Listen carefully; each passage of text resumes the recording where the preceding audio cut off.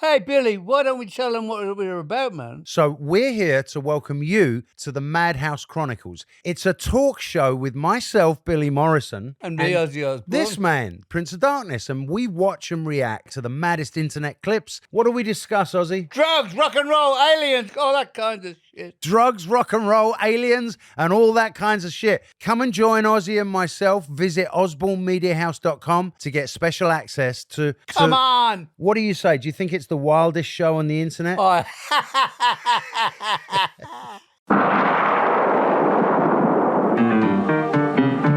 Welcome to All About Agatha, the podcast dedicated to reading and ranking every single mystery novel written by the Queen of Crime, Dame Agatha Christie. I am Kemper Donovan, and in this episode, I will be discussing a Poirot short story. We only have a handful of these left. The story under discussion today is Wasps' Nest, with the apostrophe after the S. This is a plural possessive. We are talking about many wasps here. This really has nothing to do with anything, but I, of course, automatically thought of Death in the Clouds, which also features a wasp. That's not really a spoiler. Of course, that wasp is very much used in the Doctor Who episode that features Agatha Christie, which Catherine and I discussed on a Patreon episode a while back now. That was an early Patreon episode. There is a giant wasp in that episode, and I actually really do think of Christie when I see a wasp or have any reason to think of a wasp. So I was very pleased by the title of this story. And actually, when it was first published in the UK, its title was The Wasps' Nest, still plural possessive.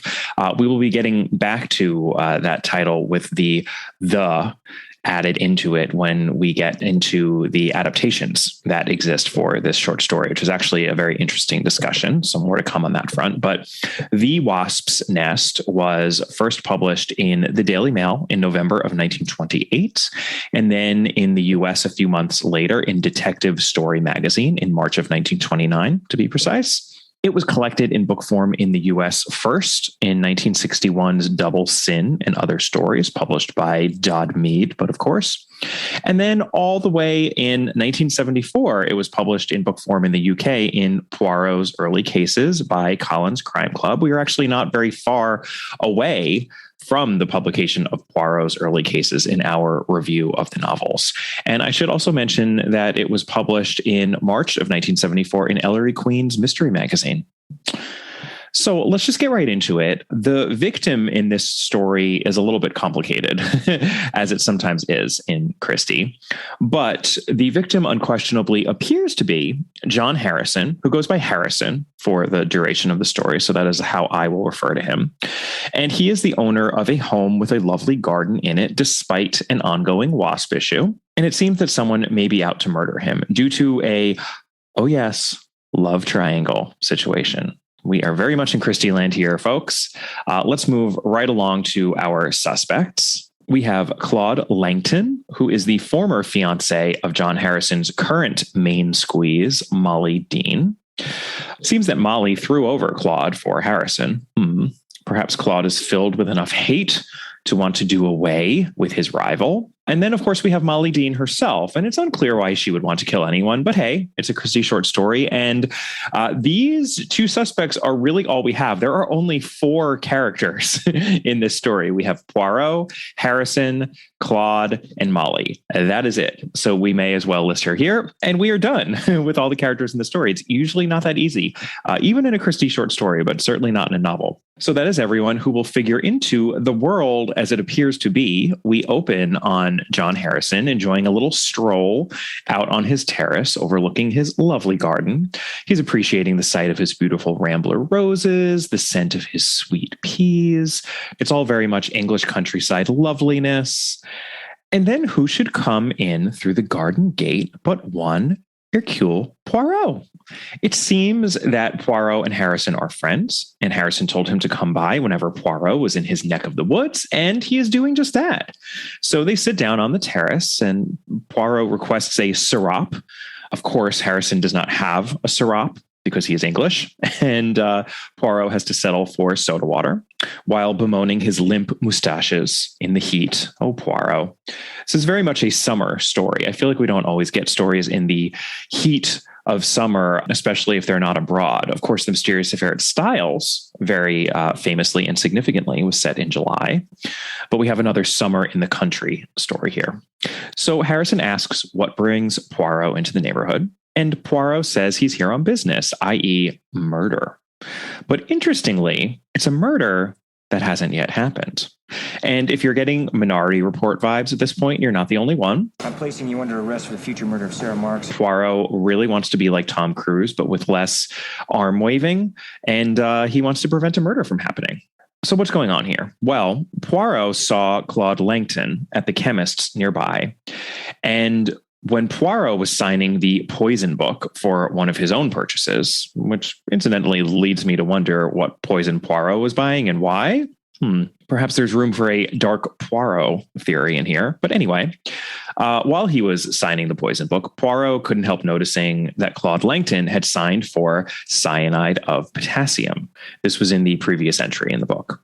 Because even though Langton is planning to help Harrison with his wasp problem, and even though wasps can be killed with potassium cyanide, Harrison tells Poirot that Langton is going to use petrol on the wasps. And furthermore, that Langton specifically said, and I'm quoting now from the story, which quotes Harrison, quoting Langton, he'd never dream of using the stuff. In fact, he said it oughtn't to be sold for the purpose.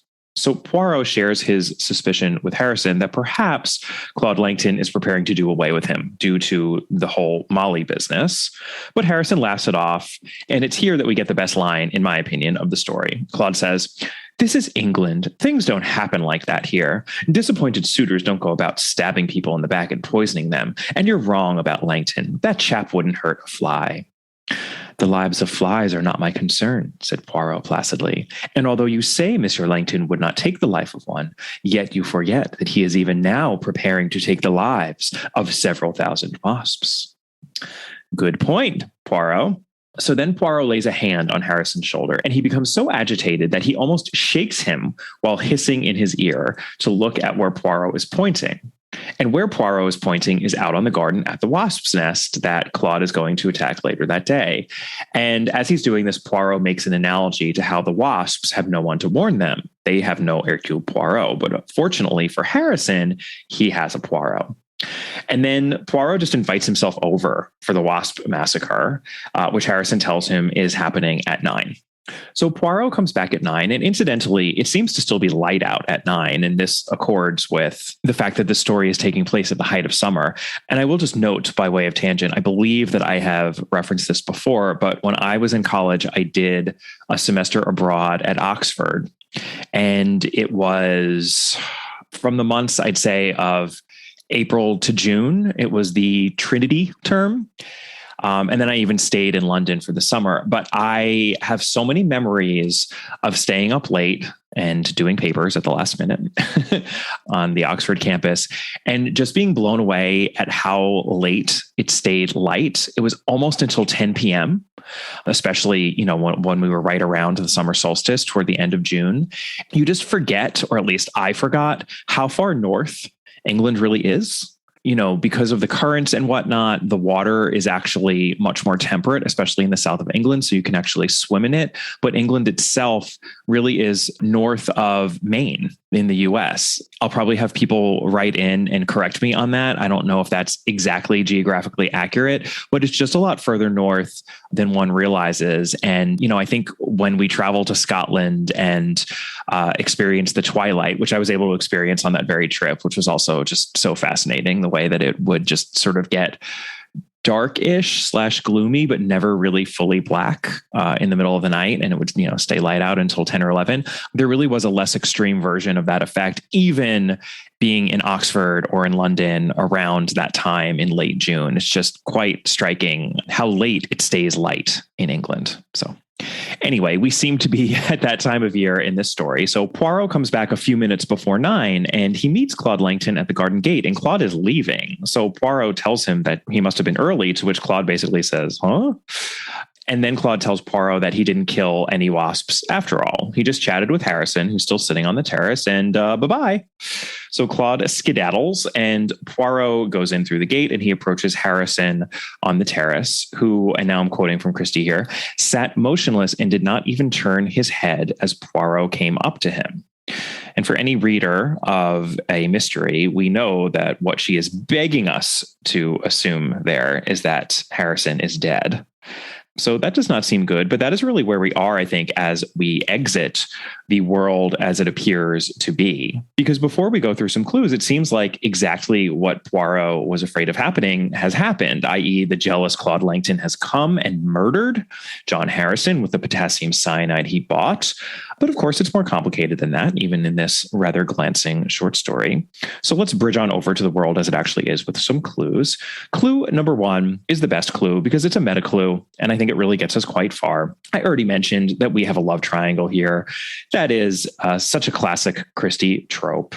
And this love triangle really is a classic Christie love triangle in every way possible.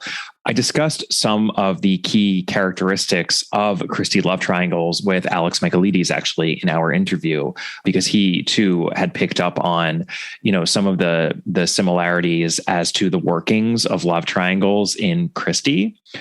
Similarities and dissimilarities, because she often does the same thing, but then she often tweaks things, right? And here, as in so many Christie love triangles, we've got 2 men and 1 woman, and we've got an initial pair of fiancés who broke it off. That would be Claude Langton and Molly Dean. They were engaged to be married. It's not like they were just together going steady, but they really were engaged to be married.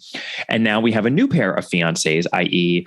Molly and Harrison. And they are super duper in love with each other. And it all seems very straightforward. But of course, it never is that straightforward when it comes to a Christie love triangle. So what is really happening here? Well, our deduction could be that perhaps this love triangle is functioning like so many other love triangles in Christie, which is to say, despite appearances, the initial pair, the initial affianced couple, is actually intact. That they are, in fact, together, even though they don't seem to be. And, this perhaps is a little bit of that wish fulfillment on Christie's part as someone whose first husband left her for another woman. In so many of these love triangles, the twist is often that the first pairing never actually split up. We have something, I think, a little bit different here, because again, I said Christie often tweaks this. Claude and Molly really did break up. They weren't pretending or anything. It's not one of those situations. But what if, after drifting apart, they drifted back together again? And the initial pair, having been torn asunder, are now whole. That is just eminently possible in a Christie love triangle. And I think an astute reader who's reading these stories closely, and perhaps has listened to this podcast running now for 5 years plus, might very well be able, I think, to make that deduction. And if that's the case, that's very interesting. And I think leads us to think very differently about what these characters may be doing and what their motivations might be. Clue number 2 is that Poirot, of course, when he appears at the garden gate of Harrison's house, he's come to warn Harrison about murder. And this, too, is actually a bit of a meta clue, because the deduction here is that we've seen this before as well, perhaps most notably in 2 other major love triangle involved stories, Endless Night and Triangle at Rhodes. I won't get specific about it, so this is not going to spoil anything. But sometimes when a person is warned about danger, it's not actually about that person being in danger. It's about that person creating the danger. It's about them perhaps being the source of that danger. And perhaps in this case, Poirot is warning Harrison to stop.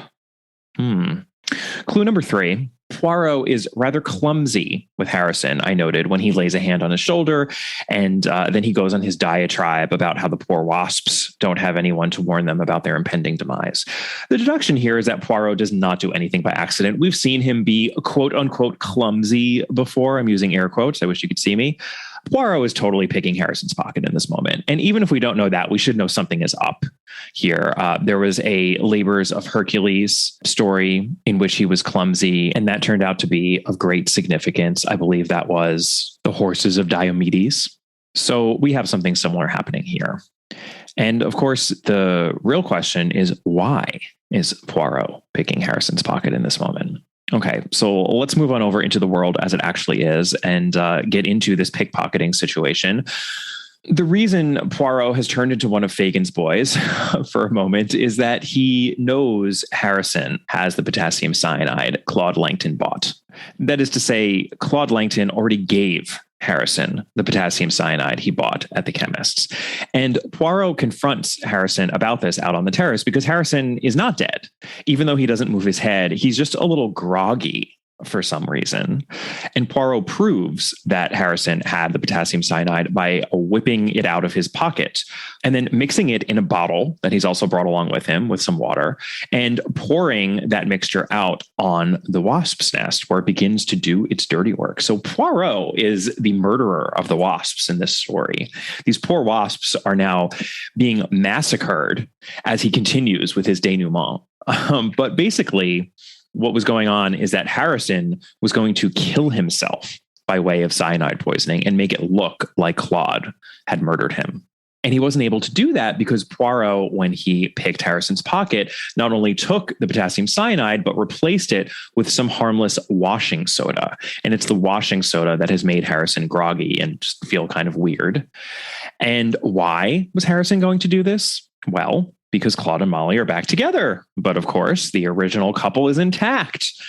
And here is where this story is not a typical Christie, in that she really, really does not play fair here, because Poirot now brings up a whole bunch of evidence that he has not shared with anyone else in this story. Christie has not shared it with the reader up till this point. But, you know, this is a short story. It's even a short story. And I think Christie often does, as we've noted in the past, play fast and loose with those rules, especially when it comes to a short story. She's not asking us to invest all that much time and energy here. So I don't get as annoyed with this sort of corner cutting as I would if this were a novel. So specifically in this moment, Poirot recalls three things. One, that at the dinner where he met Harrison, quote, "You held forth on the superior merits of petrol and denounced the buying of cyanide as dangerous and unnecessary." Sounds like a charming dinner conversation that they had. Number two, also at that dinner, Poirot says, "I had seen Claude Langton and Molly Dean together when they thought no one saw them. I do not know what lover's quarrel it was that originally parted them and drove her into your arms, but I realized that misunderstandings were over and that Miss Dean was drifting back to her love." That's pretty crucial information there. But again, maybe we could get there from our meta inferences gleaned from having combed through the Christie oeuvre as we have. Then third piece of information that Poirot imparts here, and I'm really saving the best for last, is that Poirot also informs Harrison that I was in Harley Street the other day. And oh, how I wish Catherine were here to cough for us now, as I know she would. And Poirot continues, "I saw you come out of a certain doctor's house. I know the doctor and for what disease one consults him, and I read the expression on your face. I have seen it only once or twice in my lifetime, but it is not easily mistaken. It was the face of a man under sentence of death." Because again, if someone goes to Harley Street in a Christie story, they're going to be dead very, very soon. And Harrison confirms he has 2 months to live. And Poirot continues that during this sighting at Harley Street, quote, "I saw something else on your face. The thing that I told you this afternoon men try to conceal. I saw hate there, my friend. You did not trouble to conceal it because you thought there were none to observe."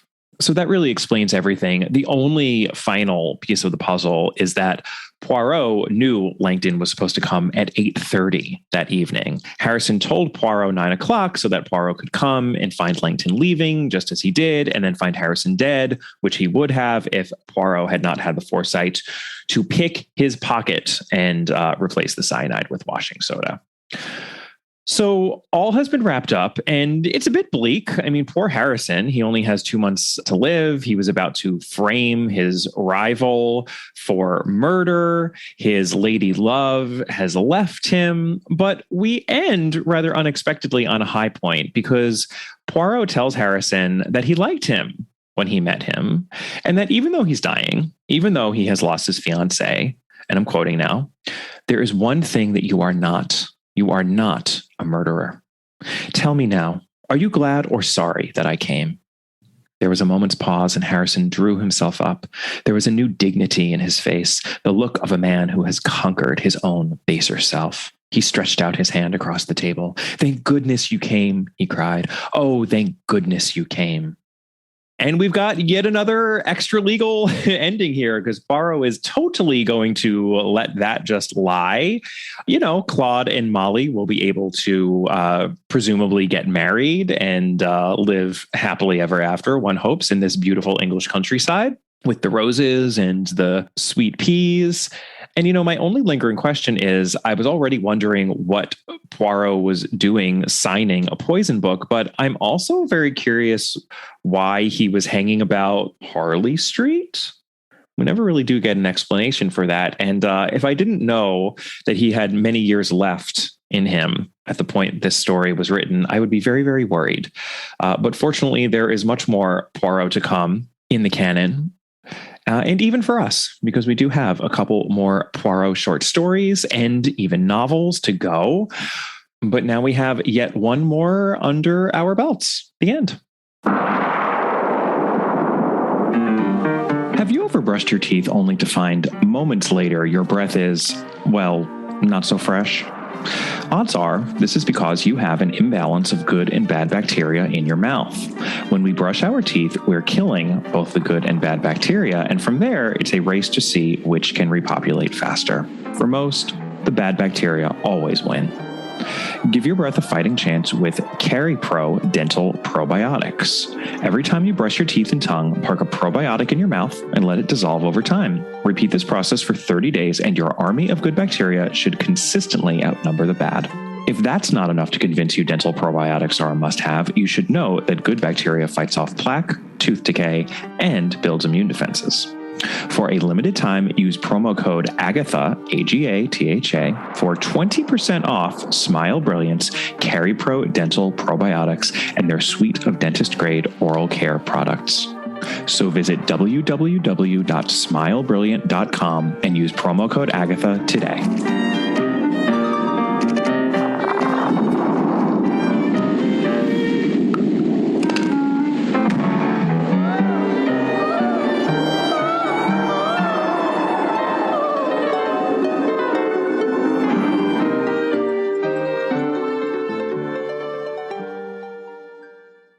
All right, so let's discuss the adaptations for this short story. And yes, there is more than one. We, of course, have a David Suchet adaptation, but before we get to that, we have another and much earlier adaptation to discuss. This is actually a very interesting Poirot short story when it comes to televised adaptations. This is, in fact, the very first television adaptation of a Christie story. And I should note up front that for this mini dissertation I'm about to give you, I'm drawing on both Mark Aldridge and Julius Green's work. Mark, as you probably know from this podcast, has published 2 books on Christie. The first is Agatha Christie on Screen. The second is Agatha Christie's Poirot, the greatest detective in the world. As I've mentioned a couple of times now, Mark is going to be joining me as my co-host for the ranking of Elephants Can Remember, which is the next Poirot novel. So he has just been a huge, huge friend to the podcast. Julius Green wrote the definitive book on Christie's theatrical endeavors that is titled Curtain Up. Agatha Christie, A Life in the Theater. We've mentioned this book on the podcast before, but probably not enough. And anytime I talk about Christie as a dramatist, I feel as though we don't bring up her theatrical endeavors enough. But if any of you are interested in learning more about Christie as a playwright, you really should check out this book. It clocks in at well over 500 pages, but that is a good thing because it is both extremely thorough and extremely diverting. Julius's chatty, even gossipy voice is a charming companion, I would say, throughout his recounting of the many, many, many plays Christie wrote, many of which were produced to great acclaim, and some of which were never produced. There's just a lot to mine in that book. So drawing on all 3, of these works, I'm happy to inform you that Christie herself wrote an adaptation of Wasp's Nest titled The Wasp's Nest. So we've got the added back in again. Fair enough. Unfortunately, though, with this adaptation, there is some fuzziness over where that tricksy little apostrophe goes. In Julius Green's book, the play title is singularly possessive, though it pains me to note that he incorrectly prints the short story title with a singular possessive as well. So this would lead me to believe the play's title is a plural possessive, just like the short stories. And yet, in the printed program notice for the very TV production I'm about to tell you about, the play is definitely listed as The Wasp's Nest with the apostrophe before the final S, another singular possessive situation. Let's just take a deep breath, straighten our cufflinks, and move on, shall we? This adaptation was broadcast on the BBC television service on the 18th of June in 1937. So many people take from this set of facts that Wasp's Nest is the only one of Christie's stories that she adapted herself for television. But it's not that simple, because The Wasp's Nest was not actually written for television. It is, in fact, a play, a one-act play. And as Julius Green writes, a myth has grown up that the play was actually written by Christie for television, and as such is her only work for the medium. The contractual trail, however, makes it clear that she originally wrote it for theatrical presentation, and that it was subsequently sold to the BBC for the princely sum of £4 and simply broadcast as written. It seems that the idea was for Frances L. Sullivan, a great friend of Christie's, who had already played Poirot to great acclaim both in Alibi, the theatrical adaptation of The Murder of Roger Ackroyd that Christie did not write, and also in Black Coffee, the original Poirot play that Christie did, of course, write. Catherine and I did a Patreon episode all about Black Coffee. It seems that the idea was for Sullivan to play Poirot in this one-act adaptation of Wasp's Nest. And Christie's agency, Hughes Massey, actually issued a license for the performing of this play to Frances Sullivan. And I'm quoting again from Julius Green here. The license allowed Sullivan to perform the piece at a Royal Charity matinee in June 1932, which appears to have been the purpose for which it was written, and to present it at London's Arts Theatre. It also gave him the right to perform it as a music hall act in return for 10% of his income therefrom. The concept of a Poirot play featuring on a variety bill is indicative of the theatrical curiosity that the character had rapidly become. But it seems that this charity production never happened, and eventually this script that Christie had written was used for purposes of a televised production.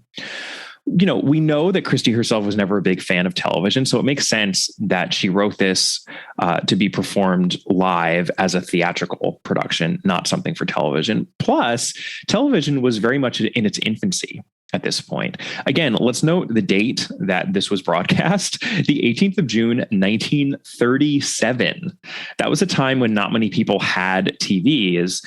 And it's really interesting, as Mark notes, with this play, Poirot actually made his appearance on TV before he appeared on the radio, which is super curious since radio was obviously so much better established by this time as a medium. And it would actually only be 5 months later when Poirot would appear on radio for the first time in The Yellow Iris, which we've already discussed on this podcast. So I find this fascinating, but the show, when it was broadcast for TV, was only broadcast in the London area, as this was the only zone able to receive transmissions at the time. And I'm getting this again from Mark, but the BBC had apparently only been broadcasting for 8 months at the time the play was shown. So we're really talking super, super early TV here. You know, sadly, the show was not recorded since recording equipment for television had not yet been invented. They could just broadcast stuff live. That is all that they could do. So we can never see it, but we can talk a little bit about it. As I already mentioned, the play starred Frances L. Sullivan as Poirot, and then playing the other roles were Wallace Douglas as Claude Langdon. That would be Claude Langton in the text.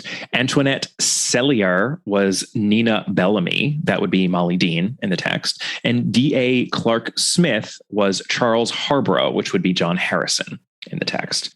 I should note that the Molly Dean character never actually makes an appearance on page in Christie's text. We hear about her, and she's a central character, a suspect even, I think you could argue, but we never actually see her. That changed for the play version, which makes sense since it's a small enough cast, even with her included. There, are only 4 characters in this story, and there really can only be 4 characters. And I have to imagine that was one reason why it was used, because the BBC program, we would say series here in the US, but the program that this episode appeared under the banner of was called Theater Parade.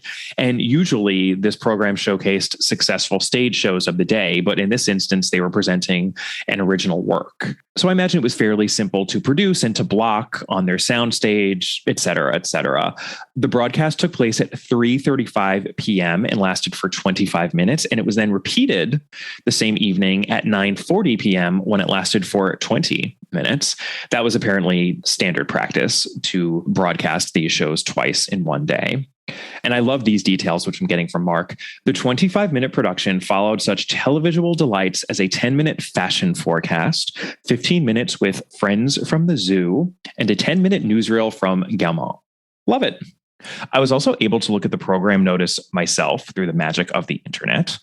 We often bemoan what the internet has wrought in our oh-so-modern lives, but I have to say it's pretty fantastic that with a few keystrokes, I was able to look at a scanned copy of the BBC's Radio Times from June 18th, 1937. And in it, there was a little blurb on Agatha Christie, which I'm going to read out because I think it's an enchanting little time capsule as to the way people thought about Agatha Christie, the mystery author, in 1937, which is fairly early on in her career. So here's what it says. Agatha Christie, known to all lovers of detective fiction and also to countless playgoers, probably has as firmly established an international reputation as any feminine writer of popular fiction.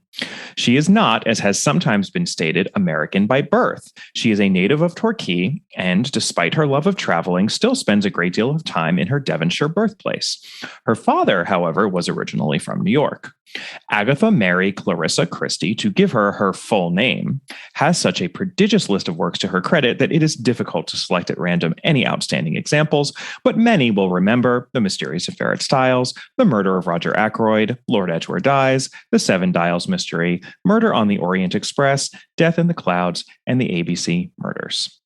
Okay, I have a few notes. 1, known to all lovers of detective fiction and also to countless playgoers. And this was before The Mousetrap, Witness for the Prosecution, Spider's Web, et cetera, had ever opened on the West End. I find it so interesting that she was already known as a playwright, or perhaps more accurately, as a presence in the theater, because I suspect this reference is due slightly to Christie's own play, Black Coffee, but mainly to Alibi and Love from a Stranger, both of which are adaptations of her mysteries by other authors. Alibi is, of course, a theatrical adaptation of The Murder of Roger Ackroyd, in which Charles Laughton first starred as Hercule Poirot, though the actor who played Poirot in The Wasp's Nest, Francis Sullivan, also played Poirot in subsequent productions of Alibi. And then Love from a Stranger was an adaptation of Christie's short story Philomel Cottage that had premiered in 1936 and would have been fresh in listeners' minds. Note number 2, feminine writer of popular fiction. That is an interesting choice of words. What is a feminine writer exactly? Maybe that question can be posed at the next hearing for a Supreme Court judge. Just saying. Note number 3. It's so funny to me that they felt the need to clarify that Christie is not American, though her father is, and also that they felt the need to even talk about her father within that blurb. She became such a British institution, but clearly that was later, and we weren't quite there yet in 1937. Note number 4, Agatha Mary Clarissa Christie, to give her her full name. This, of course, was not her full name at that time, since she had already married her second husband, Max Mallowan, by then, but I suppose it was her full professional name. And finally, note number 5, what an interesting group of novels to choose from. And then there were none hadn't yet been written, of course. So for the most part, I think these do make sense as highlights. The Mysterious Affair at Styles, The Murder of Roger Ackroyd, Murder on the Orient Express, the ABC Murders. Catherine would have been totally annoyed by the inclusion of Lord Edgware Dies. Jane Wilkinson. And I don't love that Death in the Clouds is in there, but I feel like the inclusion of the Seven Dials mystery is vindicating for many of you who have identified it as one of the early thrillers that is a cut above due to its twist-ish ending. In terms of the script itself, which does exist, I have to admit I have not read it, but here's a line of dialogue I got from Mark. Don't drink it. For God's sake, don't drink it. It's poisoned, I tell you, poisoned. However, Mark does note, giving Christie all the credit that she is due, as we always like to do on this podcast, that this line of dialogue does follow a particularly well-crafted piece of visual business in which Poirot appears to nearly consume an apparently lethal drink, showing that Christie fully appreciated the advantages that a visual performance could bring. And that is very different from what happens in the short story, of course, since he does not pretend to drink a poisoned drink, and that would be very dramatic to watch. And I'm glad that no one had to watch the poor wasp's nest being destroyed on live television, which I would imagine did not happen, since that would introduce a lot of uncertainty into the proceedings if the wasps got angry on screen during a live airing. It's also really interesting to note, per Julius Green, that there had also been an inquiry about Sullivan reprising The Wasp's Nest on television in the USA. And Julius quotes now from an Edmund Cork letter, so I'm going to read that letter out. I think, however, I ought to explain the personal background. Francis Sullivan is a close friend of the author of many years standing, and The Wasp's Nest, which was originally a short story written in 1928, was dramatized for Sullivan to appear in at a charity matinee in 1932. He has always regarded the play as more or less his, although in point of fact, he has no rights in it, and the author received the fee when it was televised by the BBC in 1937. Sullivan, like many successful actors, is a most temperamental person and makes the most of his personal standing with Agatha whenever we have had to refuse him his own way. He is certainly making a lot of excitement over this proposed production, and while I do not want to influence you in any way, it might make life momentarily simpler if Larry Sullivan got his way. Always an entertaining letter writer, that Edmund Cork. I especially appreciate the back and forth between him and Agatha. God, they wrote lots of letters back in those days. And then Julius Green just has a little bit of commentary on this Edmund Cork missive. He writes, I shall leave it to television historians to establish whether the production actually took place as we return to the world of theater. But I do rather like Cork's frank appraisal of Francis L. Sullivan, who was widely known as Larry, though the L in his name actually stood for Loftus. I think that gives a good sense of the chatty nature of Green's book. It's really a pleasure to read. As far as I know, that U.S. television production never happened.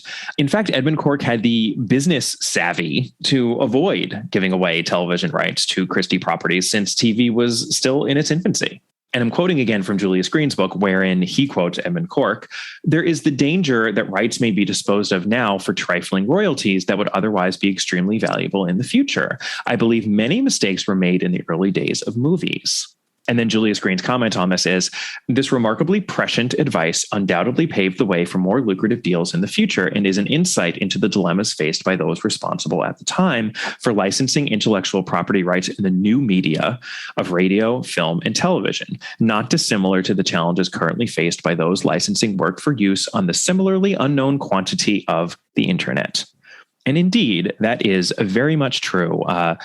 Any of you who work in the entertainment industry or know people in the entertainment industry may well remember the writer's strike of 2007. I was living in LA at the time and actually working in the entertainment industry as a manager for screenwriters. And it was a wild time. And the big issue there was writers trying to secure a piece of digital/streaming revenues for themselves. And in 2007, it was very unclear what that even meant, just that it meant something and it was going to mean a whole lot more in the years to come. And it really has, 15 years later, it was worth fighting for that, because boy, has that only become a more and more significant piece of the overall pie of revenue from film and television as the years have gone by. So it's interesting that Edmund Cork was wrestling with the same thing as to television in the 30s and 40s. That makes a lot of sense. So I suppose it's no surprise, really, that with the exception of an appearance by Poirot in a West German adaptation of Murder on the Orient Express, it would be a full quarter century, not until 1962, that we would again see Poirot on a television screen. That would be in an ill-fated American series that did not last very long. And as we know, there really wasn't much going on in terms of Poirot on the small screen until we get to, drum roll please, the David Suchet series. And of course, we have an episode that is an adaptation of Wasp's Nest. This was the 4th regular episode of season/series 3. That is the season/series that started with the long adaptation of The Mysterious Affair at Styles. So we're still very much in early days here. Hooray! As I've noted before, I really do prefer the earlier seasons to the more dour later ones. This one aired on the 27th of January in 1991. Apparently, Rosalind Hicks, who was still involved in the decision-making process as to which stories they would adapt in these earlier seasons, especially when it was by no means a certainty that they would be adapting all of the stories. She had strong opinions about which ones were good and which ones were bad, which I've noted before because there were a bunch that she thought were bad that I definitely disagree with her on. But fortunately, Rosalind liked this one, and she thought it was a strong candidate for adaptation when discussing it with the series producer Brian Eastman. So perhaps that's one reason that it got in early. This is such a slight story. It's one that requires a significant amount of invention. And as usual, the Suchet series is very much up to the task. Here are just some of the additions they make. Jap at first seems to have food poisoning from eating a crab mayonnaise sandwich. Yuck. But it turns out he has appendicitis and he is laid up for most of the episode. Philip Jackson handles this with his usual aplomb as an actor. Then Hastings has a new camera that he is very much enjoying playing with, which leads to one of the best lines of the episode from Poirot. I wish I brought the 150 with me now. The new toy. I give it 2, perhaps 3 weeks.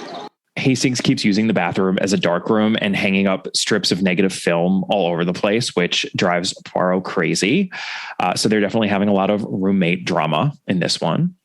Then Poirot gets stung by a wasp, but of course, how could they pass up the opportunity to have David Suchet as Poirot stung by a wasp? Mind how you get on the bottom there, Poirot. That's wasp country.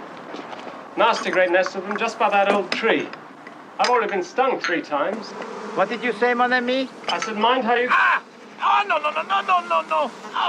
Oh, my God. I say, Poirot, are you all right?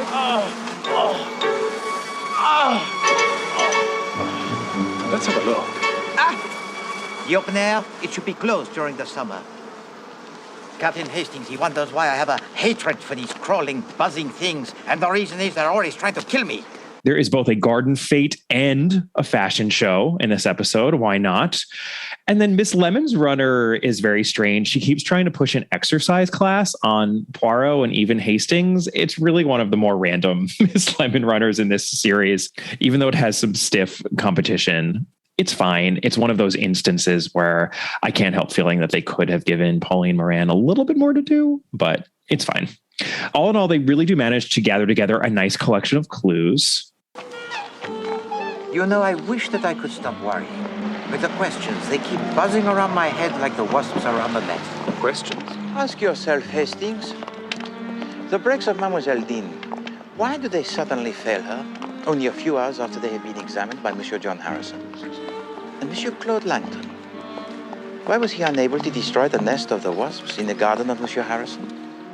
And of most significance, Hastings, who put the petrol in the water butt and why? Petrol in the water butt? Sorry, Poirot, I'm afraid I failed to get the drift of all this. No, Hastings? Why do you suppose Monsieur Claude Langton, he forces his attentions upon the Mademoiselle Dean with so much passion at the garden fete? How on earth do you work that out? The kiss, Hastings. The bright red makeup of the clown face that was still upon her lips. Oh, I see, the cup. Yes, I'd forgotten about that. And there are even some good extra clues, like the one where we see Molly, who's a model in this version of the story. She's a magazine model. She's wearing a dress in a photo that Claude has of her in his place. And she's written a loving note to him on the photo. And later on, we see another model at that fashion show wearing the same dress. So the deduction that we get from that clue is that the photo can't be that old. it has to be fairly recent, which means that Claude and Molly are still involved. So I thought that was clever. And it was mentioned in the excerpt I just played, but there's an extra clue, or maybe we should just call it wrinkle, involving the water butt, which is the big tank of water that's on the terrace, Chez Harrison. And we can see that it smells weird to Poirot, and that there's a sort of slick, oily substance on top of the surface of the water in this container. And then in the course of the episode, in that excerpt I just played, we learned that it was petrol that Poirot was smelling and seeing in the water butt. When did you first suspect that I was... When I saw the petrol in the water bath? Because that was the first stage in your plan, was it not? When Monsieur Claude Langton, he comes around to destroy the nest of wasps with a syringe of petrol, he fails. Why? That is simple. Because you have emptied most of the contents of the can into the water bath and then filled the can with the plain tap water. You know that when Monsieur Langton comes back, it will be with a cyanide. The cyanide that you will use for murder. Murder? Suicide? Murder! The death that you planned for yourself was to be quick and easy. But the death that you planned for Monsieur Claude Langton was the worst death that any man can die. He bought the poison. His name is there in the book. After he has left your house, you are found dead, the cyanide in your cup, and Monsieur Claude Langton, he hangs. Incidentally, to call a big old container of water like this a water butt is a very English term. The word has nothing to do with one's rear end, but it is related to the words boot and barrel. A buttload of wine is an actual measure of wine. It's 126 gallons, in case you were wondering. So now you don't have to.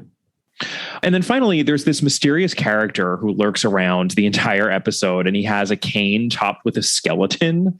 And he turns out to be the surgeon who's treating the dying Harrison. And it's a little goofy, but it's a misdirect that just helps to fill things out. So as usual, I think the Suchet series did a commendable job adapting this concise, compact short story and broadening it out into a 50-minute episode. I'm always happy to spend a little time with David Suchet and friends. Well, that is Wasp's Nest. I believe we only have 3 Poirot short stories left. It's getting down to the wire, folks. We do, of course, have Elephants Can Remember coming up. That is the next novel episode. But before then, there will be one episode in between. And I'm really excited about this one because I got the chance to interview a very early biographer of Agatha Christie. And it's someone who I have not spoken about on the podcast before. And I really regret that because her book is brilliant. And I think it's so important, actually, as a foundational text for the scholarly study of Christie. This would be Gillian Gill's critical and biographical analysis of Agatha Christie, titled Agatha Christie, the Woman and Her Mysteries. We had a fabulous conversation, so interesting, her way into this early biography of Agatha Christie. It was first published in 1990. She is just a fascinating person as well, so I can't wait to share that conversation with you. And then after that, I will be discussing Elephants Can Remember, and as I mentioned, Mark Aldridge will be co-hosting the rankings portion of that episode. If you would like more content in the meantime, you can always head on over to our Patreon account, which is www.patreon.com/allaboutagatha. I provided a link in the notes to this very episode. You can email me at allaboutthedame@gmail.com. You can find the podcast on Twitter at allaboutthedame and on Instagram at allaboutagatha. And if you haven't yet done so, please do give the podcast a rating and or a review. It really does help us reach more people. And I love hearing from you. And I'll see you next time. Bye.